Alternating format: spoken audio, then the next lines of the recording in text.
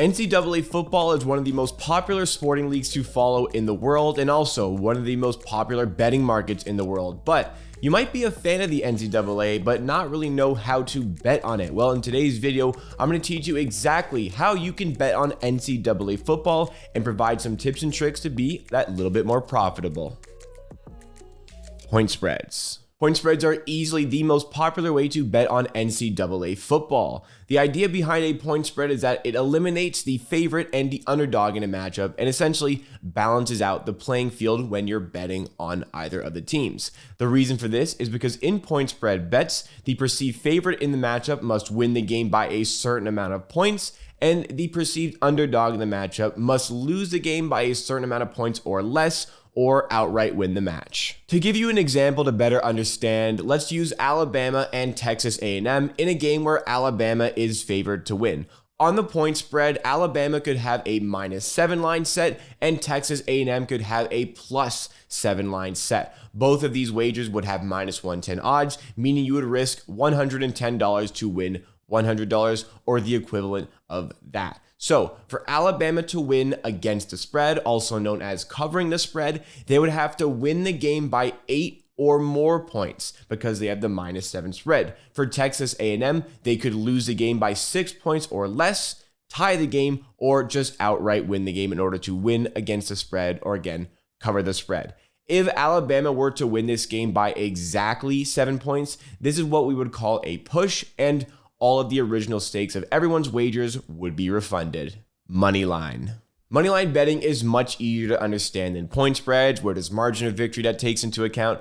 For a moneyline bet, you're essentially betting on who you think is going to win the game. So if we return to our example with Alabama and Texas A&M, because Alabama are favorites, their odds could be set at -300, meaning you would have to risk $300 to win $100, and Texas A&M could have a +250 odds on their money line, meaning you'd risk $100 to win $250. Obviously, you can win a lot more money by betting on Texas A&M, but based on what we've seen, Alabama is much more likely to win the matchup, which is why you have to take on that greater risk associated, so bet accordingly. Remember, you don't have to win every single bet. If you're betting on underdogs especially, you're not going to win every single bet. But if you bet on 2 different underdogs at +250 odds and one of them wins, then you're profitable on those 2 bets. So understand that when you're placing your wager, and that's a better way of understanding how these odds work. Totals.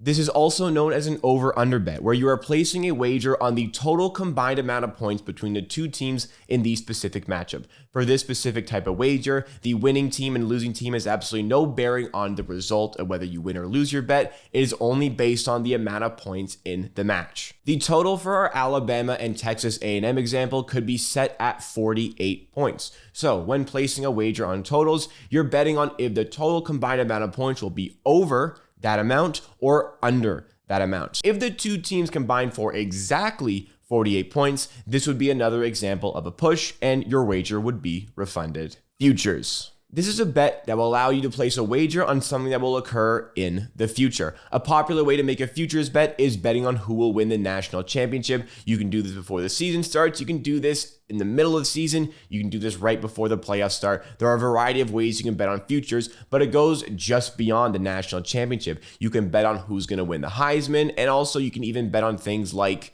how many wins a team will get over the course of a season, and much more. Prop bets. Prop bets are placed on the statistical performance of a certain player or a team. They are completely independent of all the other traditional wagers that I've already mentioned over the course of this video, and common examples are as follows. If a player will score a touchdown in the game, total passing yards by a quarterback in a game, total catches by a receiver in a game, the first team to score in the match, and with so many different players and events in a football matchup, there are so many more examples of prop bets. Parlays. This is a market that has absolutely exploded in popularity due to the ability to create some absolutely crazy potential payouts. For a parlay, you must combine 2 or more single wagers within one ticket, and all of the wagers on that single ticket must not lose in order for you to win your parlay. If a single bet within that parlay loses, then you lose your bet completely. Teasers. Teasers bets are very similar to parlays, but there is a very key difference. It follows parlays in the sense that you must place 2 or more specific wagers on a single ticket,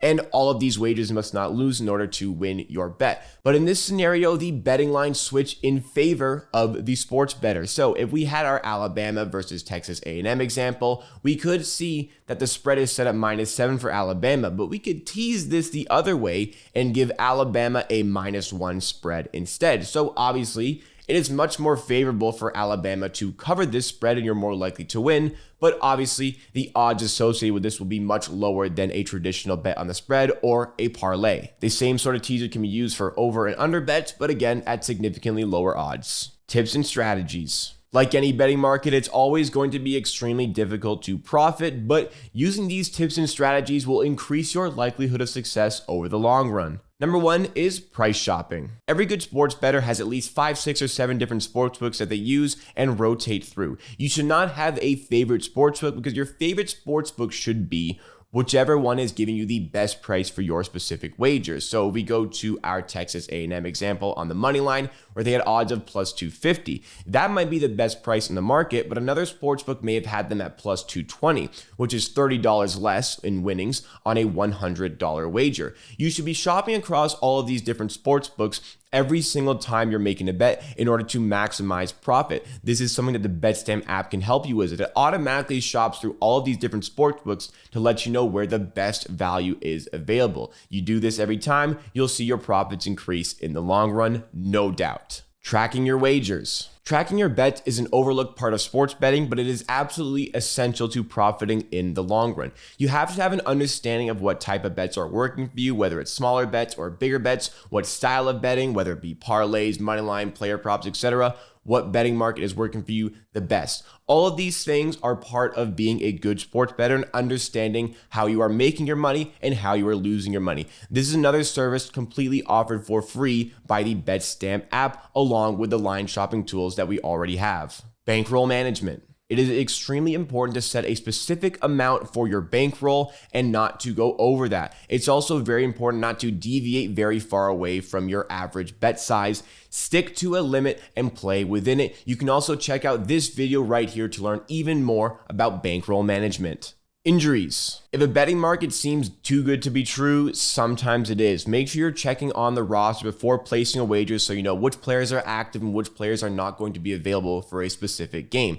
Betting odds can shift drastically as a result of betting, so you gotta be doing your homework before placing that wager. Bowl games. Some bowl games are significant, but others are not. For less significant games, it is extremely possible for draft prospects to sit out because they don't want to injure themselves before that NFL draft. So if those players are sitting out, their team's likelihood of success significantly decreases, and this is something that you need to be aware of when placing a wager on a bowl game. Specialize in a specific conference. There are currently 11 Division I conferences in NCAA football. You cannot be an expert on all 11 of these conferences. When watching and specializing in one specific market, you get a leg up when placing your wagers, and this is especially significant when placing wagers on lower market conferences and lower market teams. There won't be as much information available about these teams when setting those betting lines, so you can find a real edge as a sports bettor if you really take the time to become an expert in that conference. There are much less bets placed here. Sportsbooks may not have that information. This can be very advantageous.